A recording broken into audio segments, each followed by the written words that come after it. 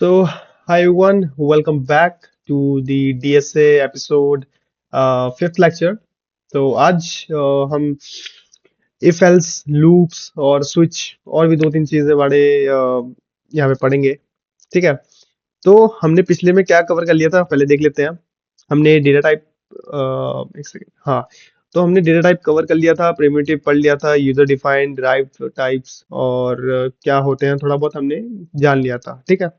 तो अब हम जानते हैं, ये है डीएसए हमारा एपिसोड फिफ्थ, जिसमें हम इफ एल्स, थोड़े बहुत लूप्स और स्विच केस पढ़ेंगे।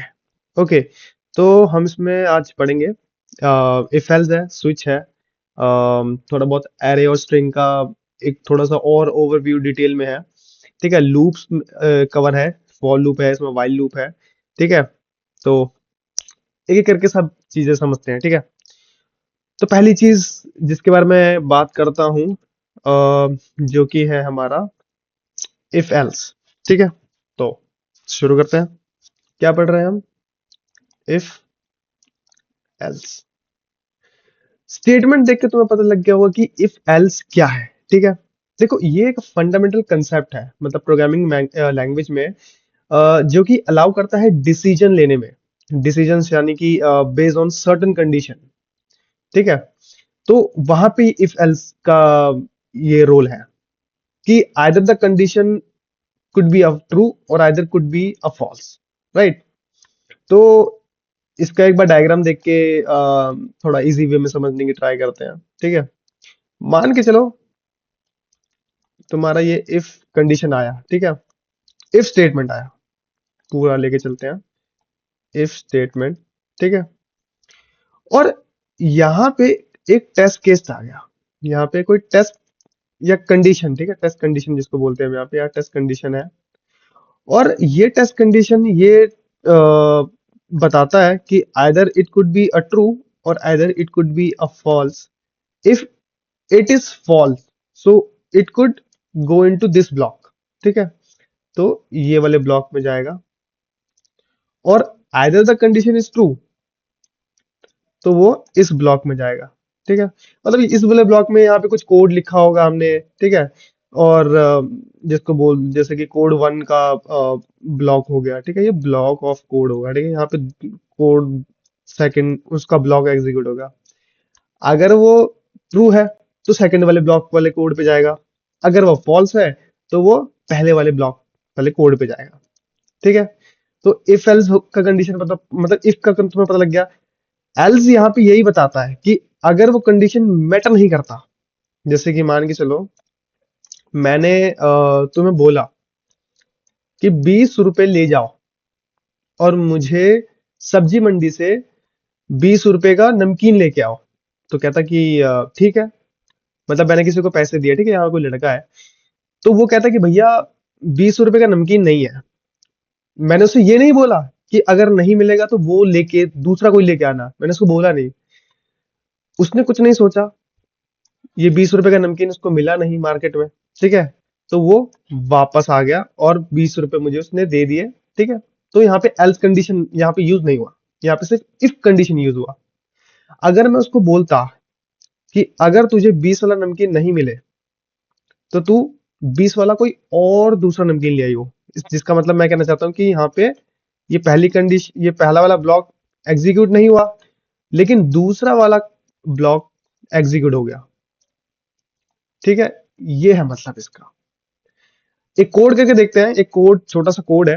तो अब हम अपने कोड पे आ चुके हैं। तो कोड इफ एल्स वाला एक बार देख लेते हैं। ठीक है। तो यहाँ पे काफी सारे मैंने कोड कर रखे हुए हैं। तो यहाँ पे मैं एक फोल्डर बना लेता हूँ, या कोई फोल्डर बना है क्या यहाँ पे? चलो ठीक है, नहीं बना। तो यहाँ पे मैं एक फोल्डर बना लेता हूँ, इफ एल्स का एक फोल्डर बनाता हूँ। ठीक है।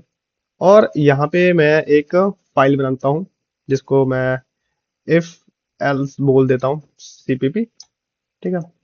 मैं जानना चाह रहा हूँ कि किसी की जो एज है, मतलब वोटर वोटर वाला एज ले लेते हैं कि अगर अगर कोई पर्सन है, अगर वो वोट करने के लिए एलिजिबल है तो वोट कर सकता है। मतलब 18 से ऊपर है तो वोट कर सकता है, और 18 के नीचे है तो वोट नहीं कर पाएगा। ठीक है, बहुत जगह यही कोड होता है और ये एग्जाम्पल इसी पे सेट होता है। ठीक है, तो करता हूँ hashtag include IO stream using name space. मैंने बता दिया था यूजिंग नेम स्पेस एसटीडी जो सेमी कॉलन है क्यों यूज करते हैं। हम फाइल स्टार्ट करते हैं, मेन हमारा फंक्शन है, और इसके अंदर हम जाते हैं और डिक्लेयर करते हैं। Let's suppose I want to declare a variable so that to store the user age।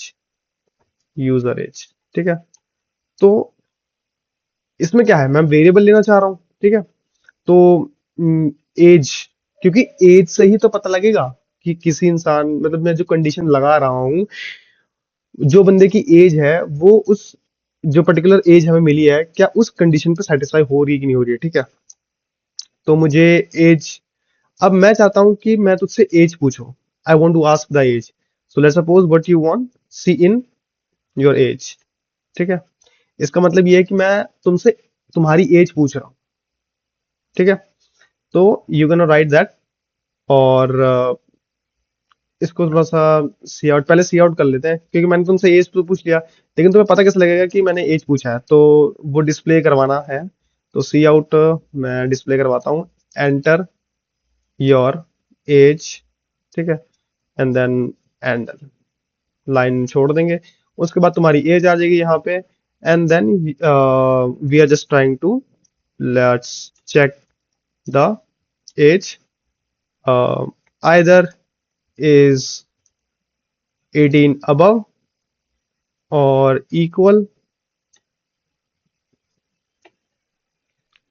ठीक है, equal, it could match right. So what do you want, if age is greater, मतलब इस वाले लेवल पे, sorry इस वाले level पे देखो, 18 से ऊपर, ऊपर वाली एज जितने भी हैं, तो what we want to show to display, cout yes you are eligible to vote. ठीक है, लेट्स एंडल हियर। ठीक है, एंड अगर वो एज सेटिस्फाइड नहीं हो रही है, ठीक है, मैं यहाँ पे इल्फ एल्स कंडीशन लगा रहा हूँ कि उसकी एज सेटिस्फाइड नहीं है। ठीक है, 18 से नीचे है, इसमें कंडीशन लगाने की जरूरत नहीं है, सीधे सीधा एल्स ब्लॉक पे ही एग्जीक्यूट हो जाएगा अगर वो 18 से नीचे आता है, क्योंकि वो इफ वाले ब्लॉक को एग्जीक्यूट ही नहीं करेगा। ठीक है, उस ब्लॉक को छेड़ेगा ही नहीं। तो else we just want to C out no you you are not eligible to vote. ठीक है, and then we have end. Return लगाओ नहीं लगाओ कोई कोई दिक्कत नहीं है, क्योंकि इसमें हमें रिटर्न लगाने की जरूरत नहीं है। तो सी आउट कर अब अपना प्रोग्राम चेक कर लेते हैं कि how the program is working. So G plus plus, and we having a program of, oh sorry pattern में नहीं, हम इफ एल्स वाले फोल्डर पे हैं। तो C D if else, oh sorry हाँ हाँ, हमने नीचे वाला यूज किया है, just a second. C D if else, oh हम पहले सी डी करके बाहर जाएंगे, then C D if else वाला फोल्डर, फोल्डर के अंदर आ गए, and then we just trying to compile the file G plus plus. उसके बाद हम इफ एल्स वाले इसको एग्जीक्यूट किया और इस वाले फाइल को हमने रन किया। ठीक है, तो enter the age, let's suppose my age is 21, yes you are eligible to vote. एक और रन करके देखते हैं, कंपाइल किया, एग्जीक्यूट किया, let's suppose my age is 16, so you are not eligible, right? तो इस तरीके से ये कोड होता है, ठीक है? तो आई होप ये तुम समझ गए होगे। तो अब हम नेक्स्ट बात करते हैं लूप के बारे में, ठीक है? तो इफ एल्स वाली कंडीशन तुम्हें पता लग गई होगी। तो मैं तुम्हें एक होमवर्क दे रहा हूँ, ठीक है? तो इसको तुम करना जरूर। होमवर्क ये है कि तुम्हें इफ एल्स वाला एक प्रोग्राम बनाना है। रुको मैं तुम्हें लिख के देता हूँ। ओके, सो होमवर्क ये है कि तुम्हें इफ एल्स यूज करके तुम्हें ये बताना है कि either the student scored A, B, C, D और एफ, ठीक है? इतना मान लो। कंडीशन ये है कि 90 99 से ले ले और 90, मतलब ये जितना ये स्कोर कर रहा है वो ए वाले मतलब ए वाले कैटेगरी के अंदर आता है, ठीक है? 90 से नीचे 89 ले लो, ठीक है? तो ये बी वाले कैटेगरी में। सेम गोज विद सी की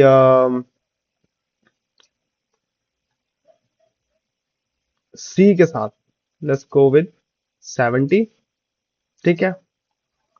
ये मैं रफ रफ आइडिया ले रहा हूँ, ठीक है? तुम देख लेना कि कहाँ पे सेट हो सके। 70 टू 69 गुड फाइन, या डी। और या ई ले लेते हैं, एफ ले लेते हैं, ठीक है? थोड़ा सा 30 वाला भी तो फेल होना चाहिए। 69 टू लेट्स सपोज 40, 30, 35, ठीक है? ई वाले कैटेगरी में 35 to, no no no, 35 no no, 30 ले लेता हूँ इसको डायरेक्ट सीधा। फिर ये फिर पूरा एफ, एफ वाले को 30, मतलब 30 से नीचे नीचे 30 बिलो, ठीक है? ये है, ठीक है? तो तुम्हें ये वाले इफ एल्स एक प्रोग्राम बनाना है और कमेंट सेक्शन में बता देना कि भैया हो गया है या फिर कुछ प्रॉब्लम आ रही है, तो लेट्स सॉल्व टुगेदर। तो अब बात करते हैं हमारे स्विच स्टेटमेंट के बारे में, ठीक है? तो इफ एल्स वाले कंडीशन में हमने देख लिया था कि हमें जो हमने बताया था कि इस वाले ब्लॉक में नहीं तो इस वाले ब्लॉक पे आएगा। इफ एल्स में दिक्कत ये है कि हमें बार बार कंडीशन लगानी पड़ रही है और हमें बार बार चेक करना पड़ रहा है कि इस वाले ब्लॉक पे आएगा या इस वाले ब्लॉक पे आएगा। इसी को थोड़ा सा रिफाइन तरीके से स्विच ने हैंडल किया।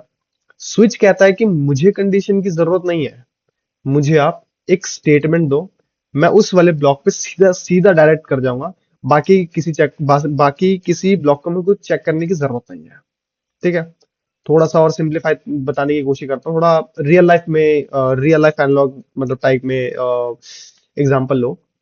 कि जैसे तुम कॉल करते हो, मतलब एक कस्टमर केयर को कॉल करते हो, तो डायरेक्ट तो ऐसा लगता नहीं है कि हाँ हाँ जी बताइए। पहले कॉल करते हो तो उसमें आप वो बोलते हैं कि इंग्लिश के लिए आप एक दबाएं या हिंदी के लिए दो दबाएं, या फिर सपोर्ट के लिए, सपोर्ट से बात करने के लिए आप तीन दबाएं, या हमारे एग्जीक्यूटिव से कुछ डाउट्स हैं या फिर जैसे भी है वो नौ या हैश करके कुछ दबाना होता है, या फिर चार या फिर जीरो दबाएं एग्जिट होने के लिए। Same thing goes with switch statement यार, सेम अप्लाई होता है यहाँ पे, ठीक है? तो इसी को थोड़ा सा देख लेते हैं। स्विच स्टेटमेंट, स्विच स्टेटमेंट कहता है कि इवैल्यूएट द कॉम्प्लेक्स कंडीशन। मतलब जब कोई कॉम्प्लेक्स कंडीशन हो, हमें बार बार इफ लगाने की जरूरत नहीं है, हमें बस छोटे छोटे पार्ट में कंडीशन लिखना है and then the block will gonna execute. तो वहां पे हम स्विच यूज कर रहे हैं, ठीक है? स्विच को इस तरीके से समझा जाता है। मैं एक छोटा सा डायग्राम यहाँ बनाता हूँ, थोड़ा इजी वे में, अब थोड़ा सा होगा। स्विच पहले स्टार्ट, मतलब पहले स्टार्ट होता है, ठीक है? उसमें फिर एक स्विच का एक सिंटैक्स लिखा जाता है। देन वहां पे कंडीशन चलती है, केस वन, ठीक है। अगर केस वन है जो वो की ट्रू कहना चाह रहा है, ठीक है, अगर ट्रू है तो वो स्टेटमेंट उसके अंदर जो लिखा है, यानी कि ये स्टेटमेंट वन ले लो, वो रन हो गया। तो वो अगर रन हो जाता है तो डायरेक्ट यहाँ पे बीच में ब्रेक लगा होता है, यहाँ पे ब्रेक लगाते हैं ताकि वो बाकी वाले कंडीशन को मूव करने की जरूरत नहीं है और फालतू की कंडीशन पे वो जाए ना, ठीक है। यहाँ ब्रेक लग के डायरेक्ट सीधा आउट ऑफ द केस। अगर ऐसा केस वन में मतलब नहीं हो रहा, मतलब केस वन हमारा यहाँ पे फॉल्स हो रहा है, ये मतलब यहाँ पे हमारा फॉल्स हो रहा है, तो what it going to do, it goes to second condition, second मतलब केस टू का कंडीशन। वो अगर ट्रू है तो वो स्टेटमेंट ट्रू पे जाके ब्रेक कर देगा, मतलब इसी का ही, ठीक है, इसी का ही लेके। तो ऐसा same goes with all the things. Last में एक डिफॉल्ट होगा, डिफॉल्ट यानी अगर कुछ भी ना मिले, कुछ भी नहीं मिला, ठीक है, अगर कुछ भी नहीं मिला तो यहाँ पे कुछ स्टेटमेंट, कुछ डिफॉल्ट लिख के या फिर कुछ भी यहाँ पे स्टेटमेंट लिख के उसको फिर बाहर निकाल दो वहां से, उसको केस को फिर एंड करवा के खत्म कर दो। ऐसा होता है, ठीक है। इसी को पूरी तरीके से समझा जाता है कि स्विच इसी तरीके से हमारा काम करता है, ठीक है। तो एक कोड देख लेते हैं स्विच में करने के लिए, ठीक है। कॉमन प्रॉब्लम जिसमें कि हम फाइंड करने वाले हैं कि सॉरी, जिसमें गिवन नंबर दे रखा है between 1 to 7 and we want to print the corresponding day of the week, जैसे कि मैंने बोला कि Monday Tuesday Wednesday like that, ठीक है। तो करके देखते हैं, ठीक है। लेट्स गो विद अपना वीएस कोड, ठीक है। तो वीएस कोड में चलते हैं हमारे, ओके। तो हम अपने वीएस कोड पे आ चुके हैं और वीएस कोड पे हम एक ये फोल्डर हो चुका है हमारा इफ एल्स, तो हम इसे डिलीट कर देते हैं और हम एक नया फोल्डर क्रिएट करते हैं जिसका नाम है, क्या है, स्विच, ठीक है। SWITCH, स्विच, ठीक है। ओ स्विच 4, स्विच ऑलरेडी है हमारा और हमने इस पे ऑलरेडी काम किया हुआ है, ठीक है। स्विच 4 बना दिया हमने, ठीक है, ऑटोमेटिकली बन गया, ये पता नहीं मेरे हाथ से चल गया होगा। तो यहाँ पे एक फाइल का नाम देते हैं स्विच CPP। तो अ, एक सेकंड, हाँ। तो पहले लाइब्रेरी लिख लेते हैं, iostream using namespace std semicolon int main, हमारा फंक्शन चालू हो गया। एंड देन हम यहाँ पे क्या करना चाह रहे हैं, we want to enter the number between 1 to 7। हम जानना चाह रहे हैं कि 1 में कौन सा डे आता है या फिर 5 में कौन सा डे आता है, हमें जानने की ट्राई कर रहे हैं, ठीक है। तो what we want if we give a number between 1 to 7, what day we will get, right, यही तो हम जानना चाह रहे हैं। तो हम पहले सी आउट करते हैं, let's, because we want to show enter the number, ठीक है। हम उससे नंबर ले लेंगे और उसको सी इन करवा देंगे, ठीक है। तो ओ सॉरी, हमने यहाँ पे नंबर लिया ही नहीं, इंट नंबर ले लेते हैं और सी इन नंबर कर लेते हैं, ठीक है। तो अब हमने ये दो चीजें हमने ले ली हैं, ठीक है। तो इसको क्या करना है, हमें स्विच करना है।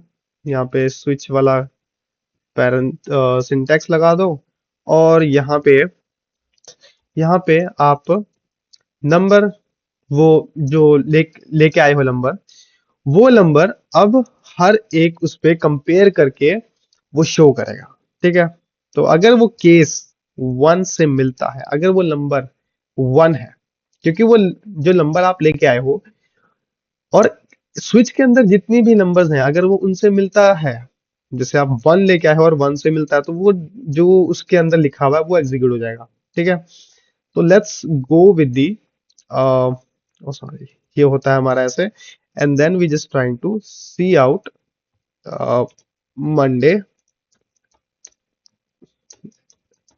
एंडल एंड ब्रेक। ठीक है, तो इसका मतलब क्या हुआ कि अगर वो केस 1 में फॉल हुआ तो वो उतना एग्जीक्यूट होके बाहर निकल जाए। ठीक है, अगर ऐसा नहीं होता, अगर ऐसा नहीं होता, केस 2 बनाओ और उस केस 2 में ये वाला कंडीशन इम्प्लीमेंट करो, ट्यूसडे एंड उसमें फिर ब्रेक लगा दो। ठीक है, उसमें ब्रेक लगा दिया। सेम गोज विद हमारा केस 3, केस 4, केस 5, 6, 7। ठीक है, ये 2 हो गया, ये 3 हो गया, ये 4, 5, 6, 7। ठीक है, मंडे ट्यूसडे, मैं थोड़ा शॉर्ट में लिख रहा हूँ, वेडनेसडे, थर्सडे, ये Friday, Saturday and then Sunday. ठीक है, ऑल सेट। लेकिन हमने तो एक चीज करी ही नहीं। क्या नहीं करी? हमने डिफॉल्ट नहीं किया। मान लो कि वो केस किसी में लाई नहीं करता, किसी कंडीशन में वो लाई ही नहीं करता, हमने फिर क्या बनाया? हमने एक डिफॉल्ट करके बनाया। उस डिफॉल्ट में हम क्या लिखना चाहते हैं? उस डिफॉल्ट में हम सी आउट करवा देना चाहते हैं कि इनवैलिड, इनवैलिड कर लो, या फिर कोई नंबर नहीं है, लाइक दैट। ठीक है, यहाँ पे कोई भी मतलब आप प्रिंट करवा सकते हो, यहाँ पे कोई ऐसा कुछ वो नहीं है कि इनवैलिड ही हो। ठीक है, ओके, सो अब हम फाइल को एग्जीक्यूट कर लेते हैं। पहले हम फोल्डर के अंदर चले जाते हैं, cd switch, एंड उस वाली फाइल को देखते हैं। तो जी प्लस प्लस, और हमारा जो कोड है, ओ सॉरी, स्विच में नहीं, स्विच 4 में हम जाना चाहते हैं। तो cd switch 4। ठीक है, तो उसके अंदर हमारे पास एक फाइल है, उस फाइल का नाम है switch cpp। Just a second, switch cpp, and उस फाइल को एग्जीक्यूट करेंगे। ठीक है, नंबर बताने की ट्राई करते हैं। लेट्स सपोज मुझे फ्राइडे वाला वर्ड चाहिए। ठीक है, फ्राइडे, यस, उससे वो मिलता, देन एग्जीक्यूट उसने शो कर दिया। ठीक है, मान लो कि जो मैंने नंबर दिया है वो मैच नहीं करता, तो हम क्या करेंगे? कंपाइल करेंगे, उसको एग्जीक्यूट करते हैं। मान लो मैंने 10 दिया, इनवैलिड, तो दैट मीन्स कि उसने डिफॉल्ट वाले ब्लॉक को उठाया और वहां से वो एग्जीक्यूट होके बाकी सबको नेग्लेक्ट कर दिया। ठीक है, तो ये होता है स्विच, और इसी तरीके से स्विच काम करता है। ठीक है, तो बेसिकली ज्यादा स्विच में इससे ज्यादा तो नहीं होता। ठीक है, तो तुम्हें पता लग गया होगा कि स्विच में होता क्या है और कैसे काम करता है। ठीक है, इसमें मतलब जो जब आप ब्रेक स्टेटमेंट वगैरह यूज करते हो ना, वो बहुत क्रूशियल होता है। अगर तुम ब्रेक स्टेटमेंट अगर तुम यूज नहीं करते हो ना, तो कभी कभी कोड जो मतलब केस है वो दूसरे वाले केस को भी शो कर देता है। ठीक है, तो मान के चलो, मतलब देख लेते हैं एक, जैसे कि मान के चलो कि यहाँ पे मैं ब्रेक नहीं लगाता। ठीक है, यहाँ पे मैं ब्रेक नहीं लगाता और मैं इसको एग्जीक्यूट करता हूँ, ये एग्जीक्यूट हो भी जाएगा। ठीक है, कहाँ पे नहीं लगाया मैंने? केस 5। ठीक है, तो केस 5 मैं 5 करता हूँ, तो तुम देखोगे कि ये फ्राइडे भी प्रिंट कर रहा है और सैटरडे भी प्रिंट कर रहा है। फ्राइडे तो है। ठीक है, तो मैंने यहाँ पे ब्रेक नहीं लगाया। यहाँ ब्रेक नहीं लगाया का मतलब ये है कि उस वाले केस पे ब्रेक ना लगने की वजह से उसने अगले वाले केस को भी प्रिंट कर दिया। लेकिन अगले वाले केस में ब्रेक लगा हुआ था, तो वहां पे रुक गया। मान के चलो कि वो अगले वाले में भी ब्रेक नहीं है। ठीक है, यहाँ पे भी ब्रेक नहीं है। अब अब क्या होगा? कंपाइल हो जाएगा, ये भी एग्जीक्यूट हो जाएगा। अब 5 प्रिंट करते हैं, तो क्या प्रिंट होना चाहिए? गैस करो क्या प्रिंट होना चाहिए, बताओ। मैं टाइम देता हूँ, गैस करो क्या प्रिंट होना चाहिए, बताओ। ओके, तो तुमने सही गैस किया, फ्राइडे सैटरडे एंड संडे। देख लेते हैं, फ्राइडे सैटरडे एंड संडे। वो इसलिए क्योंकि ब्रेक स्टेटमेंट वहां से हट चुका है, और ब्रेक स्टेटमेंट ना लगने की वजह से वो दूसरे वाले केस पे भी वो जाके शो कर रहा है। तो यहाँ ब्रेक स्टेटमेंट लगा लेते हैं, ठीक है। ब्रेक स्टेटमेंट यहाँ पे जरूरी है, ब्रेक। और इसको थोड़ा सा पॉलिश कर लेते हैं, ठीक है, पॉलिश हो गया। ठीक है, तो अब हम थोड़ा सा देख लेते हैं एक और। ओके, तो अब मैं तुम्हें स्विच वाले कंडीशन पे एक छोटा सा प्रोग्राम होमवर्क करने के लिए देता हूँ, ठीक है। ये है होमवर्क, किसका है ये? स्विच का, ठीक है। होमवर्क में ये है कि आपको ये वैल्यू दे रखा है x और y, ठीक है। x plus y is equals to, आप कुछ भी ले सकते हो यहाँ पे, x की वैल्यू आप कुछ भी ले सकते हो, y की वैल्यू आप कुछ भी ले सकते हो। आपको बस एक कंडीशन सेट करना है। फॉर एग्जाम्पल, आप कंडीशन ले लो 15, ठीक है। मान के चलो कि x प्लस वाई की वैल्यू 15 आती है, ठीक है। तो आप केस 15 लेके उसमें आप एक स्टेटमेंट लिखो और यहाँ पे ब्रेक लगा दो, ठीक है। हालांकि मैंने ये थोड़ा बहुत लिख दिया ऐसे, तो ये थोड़ा सा और इजी हो गया। तो ये वाला थोड़ा सा तुम ट्राई करना इसको बनाने के लिए, लेकिन बहुत इजी है, ठीक है, बच्चों लेवल वाला है। तो मैं इसको बोलूंगा कि इसको एक बार ट्राई करने के, ठीक है। ओके, तो अब हम बात करते हैं एरे और स्ट्रिंग के बारे में, ठीक है। एरे और स्ट्रिंग थोड़ा सा समझना जरूरी है, ठीक है। एरे और स्ट्रिंग क्यों? क्योंकि जब हम लूप्स वगैरह पढ़ते हैं ना, मतलब फॉर लूप हो गया या आपके वाइल लूप हो गए, तो उसमें ये ऑपरेशन एग्जीक्यूट होता है उसके अंदर, ठीक है। तो इसको थोड़ा बहुत पढ़ेंगे। इसका प्रॉपर मतलब एक टॉपिक जो है, मतलब बड़ा टॉपिक, उसको हम थोड़ा सा बाद में पढ़ेंगे। हालांकि बस अभी थोड़े से ऑपरेशन या फिर थोड़ा सा एक फेमिलियरिटी थोड़ा देना चाह रहा हूँ इसके बारे में, ठीक है। तो जो एरे है, ये आपका एरे है, वो एक लीनियर डेटा स्ट्रक्चर है, लीनियर डेटा स्ट्रक्चर। अब आपको तो पता ही होगा कि डेटा स्ट्रक्चर क्या होता है, ठीक है, मेरे को बताने की जरूरत नहीं है। जिसमें कि जो डेटा है वो स्टोर्ड करता है और परफॉर्म करता है। मतलब एरे के अंदर बता रहा हूं मैं, ठीक है। वो स्टोर्ड करता है और कुछ ऑपरेशन परफॉर्म करता है, उसकी खुद की एक ऑपरेशन होती है, ठीक है। Operation performs, alright. इसके अंदर रैंडमाइज्ड डेटा भी आ सकता है, इसके अंदर सॉर्टेड डेटा भी आ सकता है, अनसॉर्टेड भी आ सकता है, डिस्टिंक्ट इंटीजर्स वगैरह टाइप का बहुत सारे टर्म्स हैं, ये बता रहा हूँ। तो जो डेटा है, जो एलिमेंट्स बोलेंगे इसको, जो एलिमेंट्स है वो कुछ भी हो सकता है, लेकिन उनका जो टाइप है वो सिमिलर होना चाहिए। एरे ये कहता है, एरे जो है उसको जब बनाते हैं, एरे जब बनाते हैं तो एरे क्या बोलता है? एरे ये बोलता है कि भाई, मेरे पास तो जो जो भी तुम एलिमेंट ला रहे हो, उनका जो टाइप है, कैटेगरी है, वो सिमिलर होना चाहिए। जैसे कि अगर इंटीजर लेके जा रहे हो, तो भैया इंटीजर ही होना चाहिए। मतलब ऐसे ब्लॉक में जैसे 1 हो गया, आपका 2 हो गया, 3 हो गया, 4 हो गया, 5 या 6, ठीक है, ये इंटीजर टाइप का हो गया। आपके यहाँ पे कैरेक्टर फॉर्म में भी हो गया, ठीक है। जैसे कि आपका एक कैरेक्टर फॉर्म में ए हो गया, बी हो गया, सी हो गया या डी हो गया, ठीक है, कैर फॉर्म में। या डिस्टिंक्ट इंटीजर्स, मतलब थोड़ा, मतलब इंटीजर में ही काउंट होगा वो भी, ठीक है। वो तो मैं ऐसे ही बोल रहा था, उसको भी डिस्टिंक्ट इंटीजर। ये भी जब आप डीएसए करोगे तो उसमें डिस्टिंक्ट इंटीजर टाइप का एक मतलब लाइक टर्म सुनने को मिलेगा। ओके, तो हमने ये देख लिया था कि एरे जो है वो मतलब सिमिलर लाइक एलिमेंट्स को स्टोर करता है, यानी कि होमोजीनियस एलिमेंट टाइप कह सकते हो, ठीक है। Collection of a similar type. Array जब स्टोर करता है ना, तो वो क्या करता है, वो एक कॉन्टिगियस मेमोरी इंप्लीमेंट करता है अपने इनसाइड।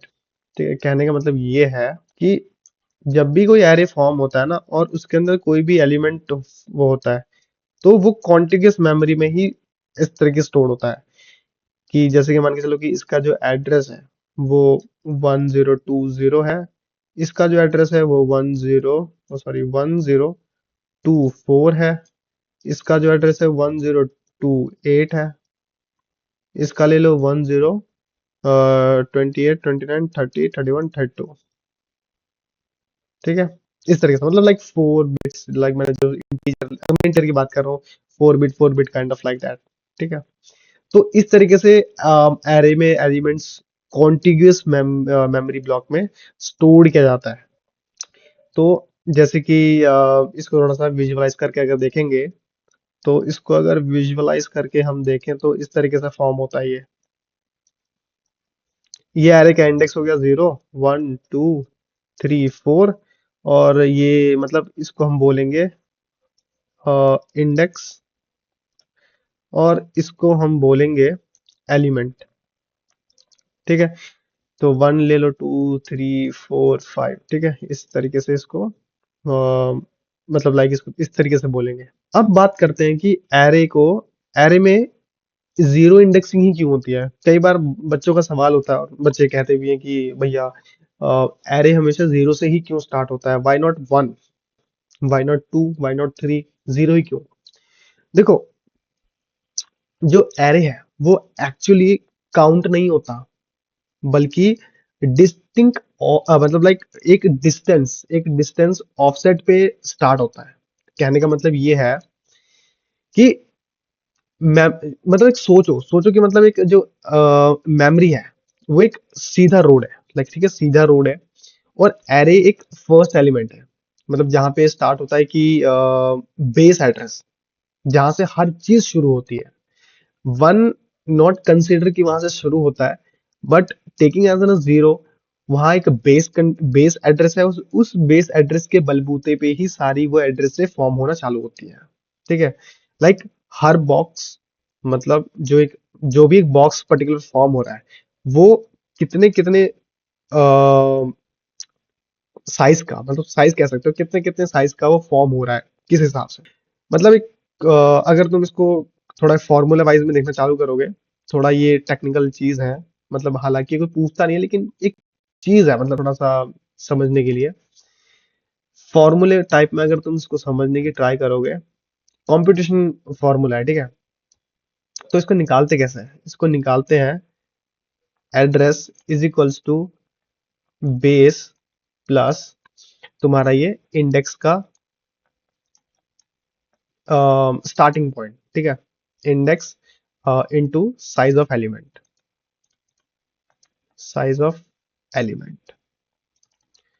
ठीक है, तो जैसे कि हम एरे ऑफ 4 लेते हैं, मतलब इसको थोड़ा सा लेते हैं, इंट एरे ऑफ 4 साइज। तो इसका मतलब क्या हुआ, हम बेस एड्रेस एज्यूम करके चलते हैं। ठीक है, और साइज ऑफ इंटीजर हमें पता है। ठीक है, इंटीजर, एक सेकंड, इंटीजर का साइज हमें पता है, और स्टार्टिंग मतलब बेस एड्रेस हम स्टार्ट लेके चलते हैं। ठीक है, लेट्स सपोज 1000। ठीक है, स्टार्टिंग बेस कहते हैं। अब एरे ऑफ जीरो स्टार्ट करके देखते हैं। ठीक है, एरे ऑफ जीरो लेते हैं, हम कैलकुलेशन करते हैं, तो बेस यानी 1000 प्लस इंडेक्स हमारा जो है, हमारा इंडेक्स जो है अभी क्या है, जीरो इंडेक्स पे। साइज ऑफ एलिमेंट क्या है हमारा अभी, ठीक है, साइज ऑफ एलिमेंट क्या है हमारा, 4 है। ठीक है, तो 4 है, तो 0 × 4, 0, विच इज इक्वल्स टू 1000। अब एरे ऑफ 1 की बात करते हैं। ठीक है, तो बेस ले लेते हैं, इंडेक्स हमारा 1 है, और साइज हमारा 4 है, तो 4, और ये हो गया हमारा 1004। ठीक है, तो 1000 और 1004 ये सब क्या है, ये हमारे एक एड्रेस फॉर्म हो रहे हैं।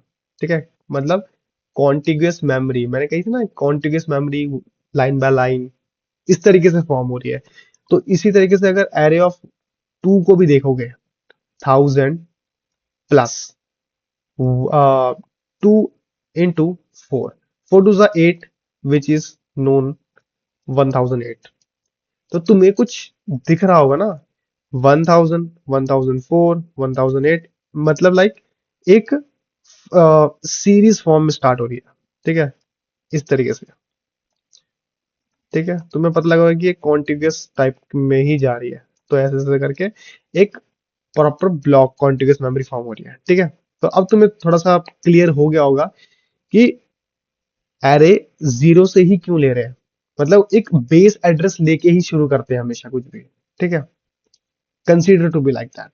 और एरे में ये कभी नहीं चलता, एरे में आप ये नहीं कर सकते कि आपके आपके पास जो एलिमेंट है, यहाँ पे आपने 5 दे दिया, यहाँ पे आपने टी दे दिया, और यहाँ पे आपने ई दे दिया, यहाँ और यहाँ आपने कैपिटल एफ दे दिया, और यहाँ पे 10 दे दिया। इस तरीके से आप एरे फॉर्म नहीं कर सकते। मैंने बोली है कि एरे जो है वो सिमिलर एलिमेंट या उसके टाइप को कंसीडर करता है। So creating an array, let's talk about how we gonna create an array. हमने पढ़ लिया कि डिफाइन क्या होता है, कि कैसे इसको स्टोर करते हैं और किस तरीके से इसको स्टोर किया जाता है काफी डेटा टाइप के अंदर, जैसे हमारे इंट हो गया, और स्ट्रिंग हो गया, बूलियन हो गया, कैर हो गया, इस टाइप से, ठीक है। और डिफाइन भी हमने बता, डिफाइन तो मैंने बता दिया था आपको कि डिफाइन जब आप साइज करते हो तो इस मतलब लाइक इस तरीके से आप साइज डिफाइन करते हो, ठीक है, किसी भी एरे का। तो जब किसी एरे के आगे या इंट लगा हो या लाइक फ्लोट लगा हो, तो उसका मतलब ये है कि वो जो एरे है वो कौन से डेटा टाइप से बिलोंग कर रहा है, ठीक है। और एरे का नाम क्या है, जैसे कि ये आपका सिंटेक्स बता रहा हूँ मैं, ठीक है, सिंटेक्स बताने की कोशिश कर रहा हूँ। ये आपने इंट लिया, ये आपने माई एरे नाम का है, और ये आपने ये ले लिया। इंट ये डिपिक्ट करता है कि जो ये माई एरे है, जो ये एरे है वो कौन से डेटा टाइप को बिलोंग करता है, तो ये इंटीजर से बिलोंग कर रहा है, ठीक है, ये पता लग गया। और एरे का नाम क्या है, नेम क्या है एरे का, ठीक है, एरे का नेम है माई एरे। और वो कितने साइज की है, वो कितने साइज से है, तो वो 8 साइज की है, ठीक है। तो ये पता लग गया आपको। ओके, तो अगर कोई एलिमेंट को आपको फाइंड करना है, मतलब एरे में कोई एलिमेंट आपको दे रखा है और वो आपको फाइंड करना है, ठीक है, तो किस जगह पे लोकेटेड है आप उसको इंडेक्सिंग से निकाल सकते हो। तो या तो कोई इसमें एल्गोरिथम भी यूज किया जाता है, जैसे कि आप लीनियर या लीनियर सर्च हो गया, बाइनरी सर्च हो गया, आप इस तरीके से एरे के अंदर परफॉर्म कर सकते हो ये एल्गोरिथम्स, ठीक है। और अगर लाइक आपको थोड़े से फास्ट रिपीटेशंस या फिर थोड़े से फास्ट एग्जीक्यूशन टाइप में चाहिए, तो आप हैश सेट करो या हैश मैप इंक्लूड करो।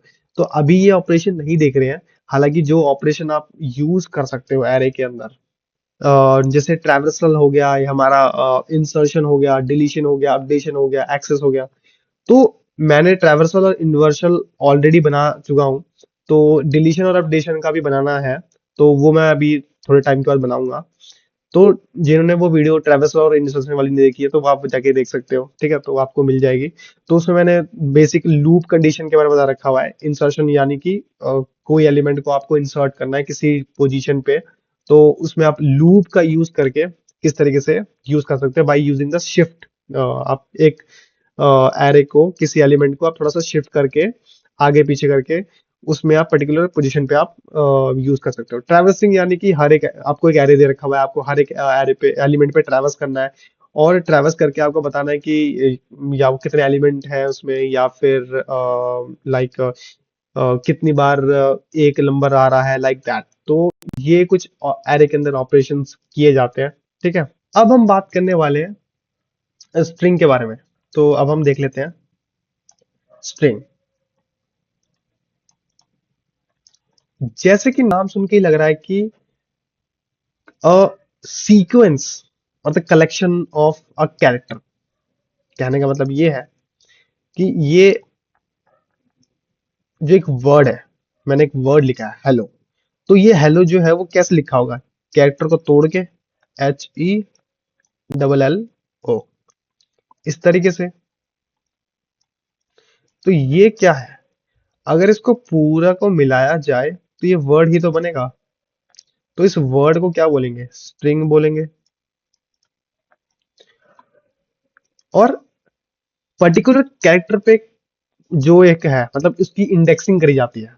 जैसे कि ये एक 0 है, 1 है, 2 है, 3 है, 4 है, और भी चलते जाते हैं। ठीक है? तो इनकी इंडेक्सिंग होती है। और स्पेसिफिक ऑर्डर पे। जैसे कि आप जैसे कि कहने का मतलब ये है कि string are like a series of a character stored in specific orders. ये इसका मतलब है। और each character in a string, मतलब like in a index starting from 0 and it goes to the end, n, not end, n. ठीक है?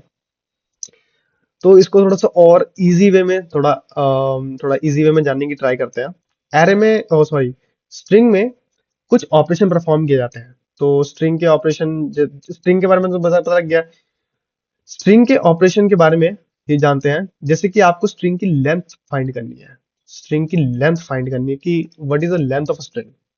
So what you gonna do, आप ऐसे लिखते हो। ये ऑपरेशन है। ठीक है? ऑपरेशन परफॉर्म करते हो। यहाँ पे जो एस है, ये एस का मतलब ये हुआ कि उस स्ट्रिंग का नाम क्या है। The name of a string, name of string. ठीक है? और उस पर्टिकुलर स्ट्रिंग की लेंथ कितनी है, वो ये पूरा बताता है। जैसे फॉर एग्जांपल, स्ट्रिंग ऑफ, जैसे कि मैंने ये हेलो लिखा। ठीक है? तो मैं क्या लिखूंगा इसको? 1 2 3 4 5। तो ये बताएगा 5 लेंथ। 5 लेंथ की हमारी स्ट्रिंग है। दूसरा ऑपरेशन है हमारा एक्सेस कैरेक्टर। एक्सेस कैरेक्टर के बारे में थोड़ा जानते हैं कि हम किसी कैरेक्टर को एक्सेस कैसे कर सकते हैं। फॉर एग्जांपल, आपको एक्सेस करना है एक पर्टिकुलर कैरेक्टर। तो how you gonna do? One, इसका मतलब ये हुआ कि जो ये वर्ड लिखा होगा, HELLO, और इसमें जो इंडेक्सिंग करी गई होगी, 0 1 2 3 4। तो आप देख रहे हो कि array of, sorry, string index पे 1 जो है वो ई पे लाई कर रहा है। तो ई एक्सेस होगा। ठीक है? इस तरीके से आप मॉडिफाई भी कर सकते हो किसी, लाइक आपने ले रखा हुआ है इसको, तो आप मॉडिफाई भी कर सकते हो। How you gonna modify? आप जैसे आप जैसे एक स्ट्रिंग का एक कैरेक्टर लेते हो। ठीक है? फॉर एग्जांपल, आप ये लेते हो और आप इस तरीके से मॉडिफाई करते हो उस वर्ड को। उस वर्ड में आप सपोज एम लिख देते हो। तो अब क्या बन जाएगा वो? जैसे इंडेक्सिंग कर लेता हूँ पहले मैं, 0 1 2 3 4 है ना। तब सेकंड पे वो एम हो जाएगा। बाकी सारे जो लेटर्स हैं वो वैसे के वैसे ही रहेंगे। ठीक है? हम लोग, ठीक है, इस तरीके से फॉर्म हो जाएगा ये। यहाँ पे मैंने बस मॉडिफिकेशन कर दिया। ऑलराइट। हालांकि आप इसमें दो ऑपरेशन और भी कर सकते हो, पुश और पॉप का। लेकिन पुश और पॉप बेसिकली इसमें ज्यादा यूज नहीं किया जाता। इसका कोई मतलब लाइक यूज करने का कोई ऐसा मतलब भी नहीं होता। आप कर सकते हो, नहीं भी कर सकते हो, ऐसा कोई दिक्कत नहीं है। ठीक है? तो लाइक कोई भी स्ट्रिंग हो उसमें आप पुश कर सकते हो या फिर आप पॉप कर सकते हो, लाइक दैट। ठीक है? तो अब बात कर लेते हैं हम लूप्स के बारे में। किसके बारे में? लूप्स। लूप्स में बेसिकली फॉर लूप है हमारा, और वाइल लूप है, और एक डू वाइल लूप है। ठीक है? Mostly of the cases for loop को रगड़ना पड़ता है। While loop like it's like, ठीक है, work, could be. Do while भी फाइन फाइन यूज होता है। तीनों का बहुत अपना अपना महत्वपूर्ण है। मैं बताता हूँ कि कैसे है। फॉर लूप का मतलब होता है कि किसी चीज को बार बार मल्टीपल टाइम्स, ठीक है, मैं यहाँ लिख देता हूँ, मल्टीपल टाइम एग्जीक्यूट करना, ठीक है। वाइल लूप में भी एग्जीक्यूट मल्टीपल टाइम, लेकिन वाइल में ये होगा कि पहले वो सेट ऑफ कंडीशन को चेक करेगा, हालांकि कंडीशन लूप में भी चेक होगा। जो वाइल लूप है, वाइल लूप में ये है कि आपको कंडीशन पता है लेकिन काउंट नहीं। कहने का मतलब ये है कि आपको कंडीशन पता है लेकिन आपको काउंट नहीं पता कितनी बार चलाना है उसे, ठीक है, ये है। डू वाइल कहता है कि मुझे एक बार चला के देखो। एक बार का मतलब यह है कि कम से कम एक बार चलेगा, उसके बाद कंडीशन ट्रू होती है फॉल्स होती है, वो बात की बात है। One time, at least at least one time. तो इसका थोड़ा सा रियल लाइफ एग्जांपल देख लेते हैं कि इसको मैं और थोड़ा सा एग्जांपल में कैसे समझ सकता हूँ। फॉर लूप को समझ सकते हो कि बार बार, लाइक 5 बार स्किप करो, ठीक है, ये टर्म को समझ सकते हो, या फिर 5 बार मेरा नाम बुलाओ, या फिर 5 बार मेरा नाम कॉपी पे लिखो, फॉर लूप हो गया, ठीक है। वाइल लूप में ये है कि जब तक फोन की बैटरी खत्म नहीं होती तब तक मैं चलाऊंगा। कंडीशन पता है लेकिन कहां तक रुकना है वो अभी नहीं पता। समझ रहे हो ना कि मैंने क्या बोला कि जब तक फोन की बैटरी खत्म नहीं हो जाती तब तक मैं चलाऊंगा, तो वो वाइल कंडीशन में हो गई। डू वाइल में ये है कि एक बार ट्राई करके देखो, फिर डिसाइड करो कि यार लेना है या नहीं लेना है, as like when you go to the shoppings, ठीक है, जब ट्राई करते हो। तो फॉर लूप जो है, फॉर लूप को और थोड़ा सा ब्रीफ में अंडरस्टैंड करते हैं कि जो फॉर लूप है वो कंट्रोल स्टेटमेंट है, मतलब in programming language it allows to execute a specific block of a code repeatedly. मतलब आपका ये specified block of a code है, इट कॉल्स मल्टीपल टाइम्स, ठीक है, ये आपका फॉर लूप हो गया।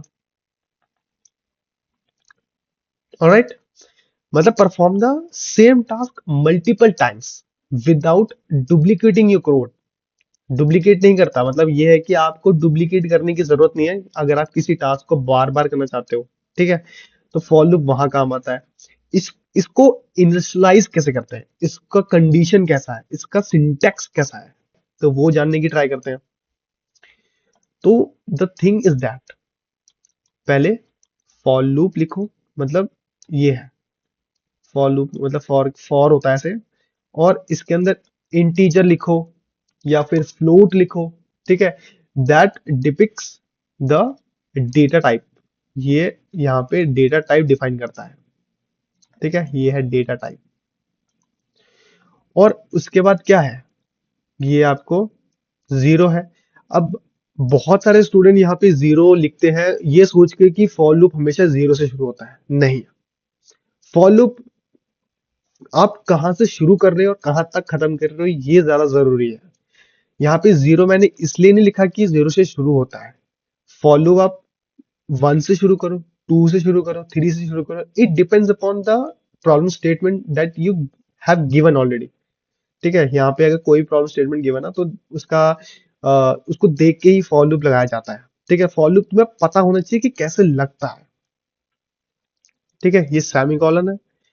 देन उसके बाद इंक्रीमेंट लगाते हैं, कहां तक, जहां तक अ, है, मतलब लाइक जैसे अगर मैं एरे ऑफ साइज लेता हूँ, जैसे यहाँ पे कंडीशन है कि मुझे array till from array of 1 to लेके एरे ऑफ n तक, ठीक है, n तक मुझे चलना है। तो इसका मतलब यही कंडीशन हो गया कि मुझे कहां से कहां तक चलना है, ऑलराइट। और आई प्लस प्लस मतलब मुझे आगे बढ़ना है, ठीक है, आगे बढ़ना। इसमें और भी होता है, घटना भी होता है इसमें कि कंडीशन आप ऐसे भी कर सकते हो,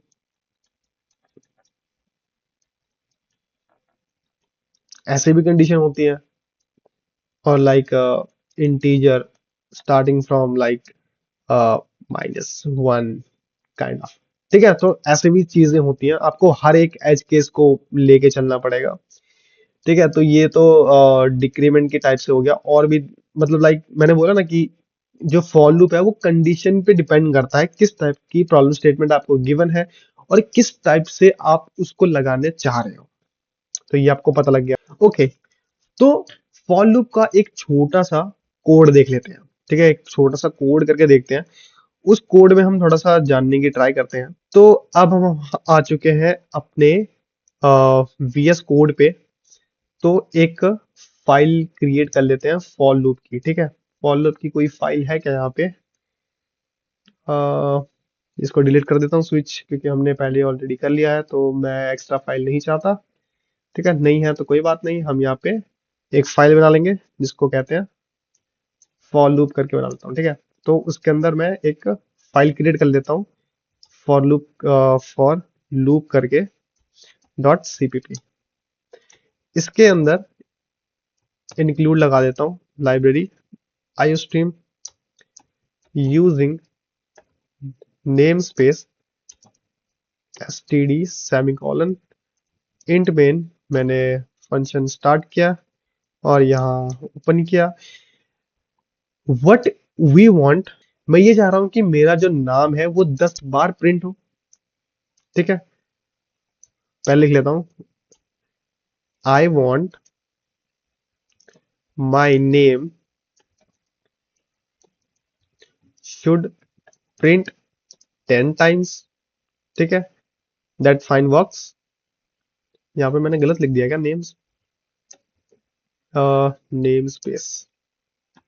ठीक है, सही है, हाँ ठीक है। तो कैसे होगा ये? फॉर से int i is equals to, अब यहां तुम सोचो, क्या मुझे 0 लगाना चाहिए, क्या मुझे 1 लगाना चाहिए, क्या मुझे 2 लगाना चाहिए? यहाँ पे सोचो। यहाँ पे मैं 0 भी लगा सकता हूँ, यहाँ पे मैं 1 भी लगा सकता हूँ। अगर मैं 0 लगाता हूँ, पहले मैं देखता हूँ। ठीक है, अगर मैं 0 से शुरू करता हूँ और 10 तक चलाता हूँ, 10 तक नहीं, 10 वाला नंबर भी चाहिए मुझे। ठीक है, माई नेम इज .json। ठीक है, तो इसको बार बार मुझे बस प्रिंट करना है। ठीक है, तो पहले मैं cd फाइल के बाहर चले जाता हूँ। एक सेकेंड, हाँ, cd फॉर, और फाइल का नाम। ठीक है, अरे तो इसमें तो एक सेकेंड, इसमें थोड़ा नाम अलग से चलता जा रहा है, तो इसमें ऐसे कर लेता हूँ। ठीक है, लाइन थोड़ा दे देता हूँ ताकि थोड़ा क्लियर व्यू दिखे। एक बार इसको फिर से एग्जीक्यूट कर लेता हूँ, और एग्जीक्यूट, ये देखो, my name is .json like type कितनी बार पहले हुआ है, पहले गिन लेते हैं। 1, ठीक है, 1 2 3 4 5 6 7 8 9 10 11। इसका मतलब क्या हुआ कि मैंने तो रेंज 10 तक करी थी, 0 कहां से हुई? तो मैंने क्या बोला था कि जो एरे है ये उसी तरीके से काम कर रहा है कि जो एरे है वो 0 से लेगा, लेकिन एलिमेंट कितने हैं उसके? 11। इसलिए हम 0 से भी शुरू करेंगे तो वो 11 एलिमेंट शो करेगा। अगर मैं इसको 1 से लेता तो ये मेरे को 10 एलिमेंट ही लाके देता। अगर मैं इसको अभी देखूं तो ये भी 10 लाके देगा। 1 2 3 4 5 6 7 8 9 10। ठीक है, अगर मैं इसको बोलूं कि इक्वल टू ना हो, सिर्फ 10 तक हो, ठीक है, 10 भी इंक्लूड ना हो, सिर्फ 10 तक हो, वो देख लेते हैं। अब कितने होंगे? 1 2 3 4 5 6 7 8 9। 9 9 क्यों? जो आई है वो लेसर देन 10 है, लेसर देन 10। लेसर और इक्वल नहीं है वो, ठीक है? अगर इक्वल होता तो वो नंबर लेके चलता, वो इक्वल नहीं है। तो इसका मतलब क्या हुआ कि वो 9 तक जाएगा, 10 को इक्वल वो नहीं माना, तो 9 तक ही वो प्रिंट करेगा, ठीक है? तो इस हिसाब से ये फॉर लूप, मतलब फॉर लूप का जो कोड है वो हमने देख लिया। और हम आइट्रेशन वगैरह भी देखते हैं इसमें। आइट्रेशन का भी तुम्हें पता होगा कि इसमें आइट्रेशन कैसे हो रहे होंगे। तो अब जब मैं जैसे मैं कहने की कोशिश कर रहा हूँ कि जैसे कि फॉर लूप काम कैसे कर रहा है, ठीक है? तो मैंने यहाँ पे लिखा है my name is dot JSON, ठीक है? तो इसका मतलब क्या हुआ कि मैंने फॉर लूप लिखा हुआ है, ये जो फॉर लूप है, ठीक है?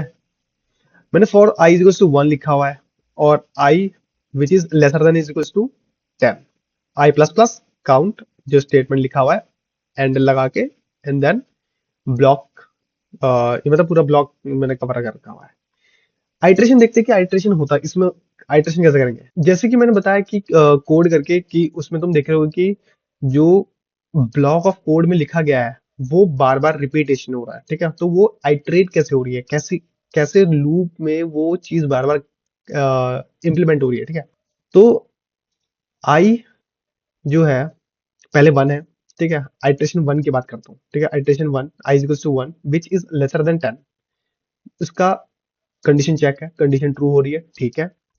आई प्लस प्लस जो 2 बन चुका है, स्टोर करके रखा हूँ, अभी इंप्लीमेंट नहीं किया, स्टोर्ड है, ठीक है? उसके अंदर जो लिखा गया कोड है, ठीक है? सी आउट जो लिखा है वो प्रिंट हुआ। ये सेकंड वाला इटरेशन पे आ गया, तो 2 which is lesser than 10, that is correct. I is equals to i plus plus which is 3, ठीक है? तो इसी तरीके से मैं 10 तक लेके जाता हूँ, और 10 is lesser than is equals to 10, yes the condition met, और यहाँ पे कंडीशन ट्रू होती है, और आई प्लस प्लस होता है। अब आई प्लस प्लस होता है, अब 11 बन चुका है, ठीक है? जब 11 बन चुका है तो अब तुम देखोगे कि 11 which is not smaller than 10 और इक्वल टू 10, ठीक है? तो यहाँ पे लूप टर्मिनेट हो चुका है, लूप टर्मिनेट हो चुका है लूप से। अब हम बाहर आ जाएंगे, ठीक है? तो जो कंडीशन जो हमने फॉर लूप लिखा था, यहाँ पे फॉर लूप के अंदर जो भी चीज हमने लिखी हुई है, अब हम लूप से बाहर आ चुके हैं, ठीक है? तो इस हिसाब से फॉर लूप हमारा काम करता है, ठीक है? तो आई होप कि यार तुम्हें फॉर लूप बहुत अच्छे तरीके से समझ आ गई होगी। और मुझे नहीं लगता कि यार फॉर लूप में और भी किसी तरीके से तुम्हें कोई डाउट या फिर कुछ और रहा होगा, ठीक है? और भी बहुत सारी चीजें फॉर लूप में समझने के लिए। हाँ, बेसिक लेवल पे फॉर लूप अभी इतना ही होता है, ठीक है? मतलब इसमें ये है कि जैसे तुम स्टार्टिंग, मतलब लाइक स्टार्टिंग लेके चलते हो, फिर इनिशियलाइज करते हो, ठीक है? कंडीशन चेक हुई या कंडीशन फेल हुई ये बताना होता है, और आइट्रेट करते रहते हो, अपडेट करते रहते हो उस काउंटर वैल्यू की। देन अगर वो काउंटर वैल्यू, देन अगर वो लाइक कंडीशन अगर मेट नहीं करती है, तो कंडीशन मेट नहीं करती है तो वहां से वो लूप टर्मिनेट हो जाएगा, ठीक है? तो यही पूरा हिसाब किताब होता है पूरे फॉर लूप के अंदर, ठीक है? तो अब बात कर लेते हैं नेस्टेड फॉर लूप के बारे में।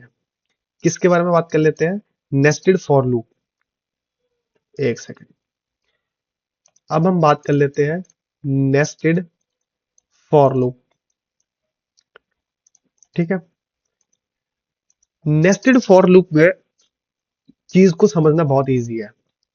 इसका मतलब क्या है कि फॉर लूप का कुछ स्टेटमेंट, कुछ code of a block, then उसके बाद अगेन फॉर लूप, देन उसके बाद उसका एग्जीक्यूशन ऑफ ब्लॉक, और देन उसके बाद क्लोज, ठीक है? इसके अंदर भी और फॉर लूप हो सकते हैं और होते भी हैं। मैंने जब चीजें डीएसए पे पैटर्न सॉल्व किए हैं और दो तीन और प्रॉब्लम सॉल्व किए हैं, तो उसमें ये देखने को मिलता है कि मैं नेस्टेड फॉर लूप यूज करता हूँ उसमें, ठीक है? जैसे कि ये मैट्रिक्स फॉर्म में आप इसको यूज करना शुरू करोगे, ठीक है? मैट्रिक्स फॉर्म में इसको इजी कन्वर्जन में थोड़ा देखो, इस टाइप से है, ठीक है? मतलब रो और कॉलम, ठीक है। मतलब इसको तुम आई बोल लो, इसको जे बोल लो, ठीक है, इस तरीके से। तो इस हिसाब से नेस्टेड फॉर लूप वगैरह यूज करते हैं। तो जब तुम पैटर्न सॉल्व करते हो, ठीक है, पैटर्न वाले प्रॉब्लम्स, तो मेजॉरिटी चीजें इसी मैट्रिक्स के फॉर्म में घूमती रहती हैं, ठीक है। मैट्रिक्स के फॉर्म में क्रिएट करके जब तुम पैटर्न वाले क्वेश्चन सॉल्व करते हो, ठीक है, जिसमें ये पैटर्न वाले क्वेश्चन होते हैं इस टाइप के, ठीक है, इस टाइप के हो गए, या फिर इस टाइप के हो गए, या फिर one one one two two two three three three three three, इस टाइप से। मतलब इस तरह के पैटर्न को सॉल्व करने के लिए तुम्हें मैट्रिक्स वाली चीजों को समझना बहुत जरूरी है, ठीक है। नेस्टेड फॉर लूप में जब तुम क्वेश्चन पैटर्न वाले करोगे तो इसको तुम देखोगे, ठीक है। ओके, तो उम्मीद करता हूँ कि आपको ये लूप्स वगैरह थोड़ा समझ में आ गए होंगे, ठीक है। तो ये है, मैंने थोड़ा बहुत ओवरव्यू दे दिया है। कल हम थोड़ा सा कवर अप कर लेंगे, क्योंकि आज थोड़ा सा कुछ ज्यादा ही मतलब लाइक टाइम हो गया, डिले हो गया डेप्थ में। इफ एल्स मैंने बता दिया, लूप मैंने बता दिया, ओवरव्यू। फॉर हो गया हमारा, उसमें हम वाइल और डू वाई करना रह गया, स्विच में हमारा पूरा हो चुका है, ठीक है। तो कल ये टॉपिक कवर अप कर लूंगा, ठीक है। तो अभी काफी टाइम भी हो चुका है। तो कल हम क्या करेंगे, कल हम करेंगे फॉर लूप, थोड़ा सा हम एक बार वापस से पढ़ लेंगे। उसके बाद डू वाइल हमें पढ़ना है, ठीक है। और उसके बाद वाइल लूप पढ़ना है, ठीक है। ये चीजें पढ़नी है। तो पहले हम इसको पूरा कर लेंगे, ठीक है। तो ये हमारा कल का है, ठीक है। तो जितना मैंने पढ़ा है उसको रिवीजन कर लेना, और कल मिलते हैं, ठीक है। तब तक के लिए कोड करते रहो और होमवर्क जरूर कर लेना, ठीक है। Bye bye.